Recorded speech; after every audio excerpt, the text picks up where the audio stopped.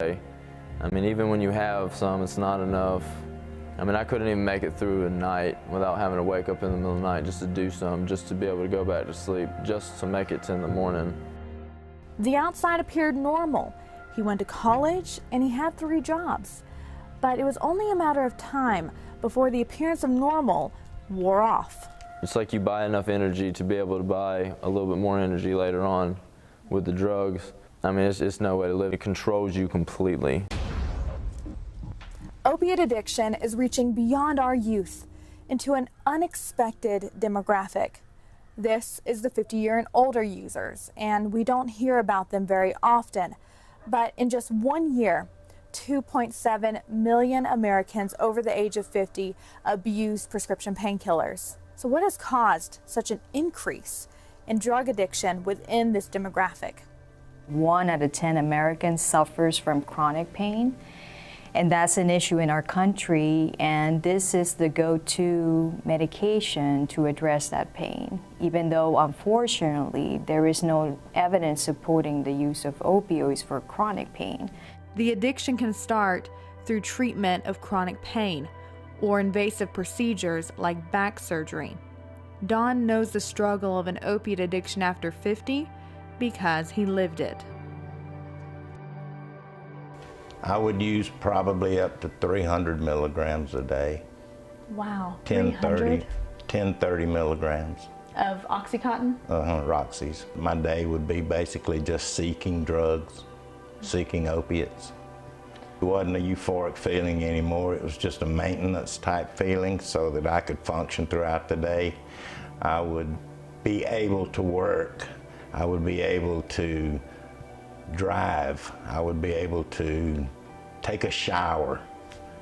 Without it, it was almost impossible. It's just a constant battle. You just constantly increasing the dosage so that you get that same feeling that the addict in you wants. And you know, according to the CDC, they say an amount to avoid is 90 milligrams a day. And so you were using the above. And that was the minimum. If I could afford more, I would use more. That was your minimum. It was 100 milligrams a day. So describe that feeling. What were you getting from using that much each day? I was basically just not being sick, not being what they call dope sick. With 2 months down and 10 months to go in recovery at the Jericho House, he's holding on to the future when he will finish the program. You've been here for 2 months. 2 months. How do you feel? Well, we had group the other morning and I started tearing up a little bit as I am now. It was, I'm not sick anymore. I don't wake up with that horrible sick feeling.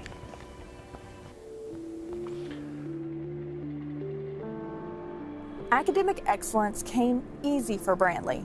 He attended Georgia Tech, but while he was there, he started using prescription painkillers, which escalated to becoming hooked on heroin. He graduated, but then eventually became homeless, a life that he never fathomed for himself, all started because of prescription painkillers. It became more of the 30 milligram uncut oxycodones, and it grew to be up to, I believe, 16 a day of those. So over 300 milligrams per day.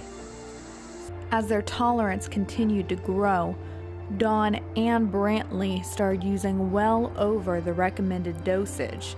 Once I was at that point, I had graduated from college and I was working full-time. I was a manager for Waffle House, a position that I settled for. So my day would start out with doing some pills, arriving at work at about 6:30 and having to start my daily tasks. By the time the drugs were starting to wear off, it was around lunchtime. And this was about an 8-month period. I would leave my store unattended in the middle of my shift for an hour, hour and a half to go get pills because I couldn't physically make it through the rest of my day. Eventually, his dealer became his roommate. I had numerous different dealers, but this one was very reliable.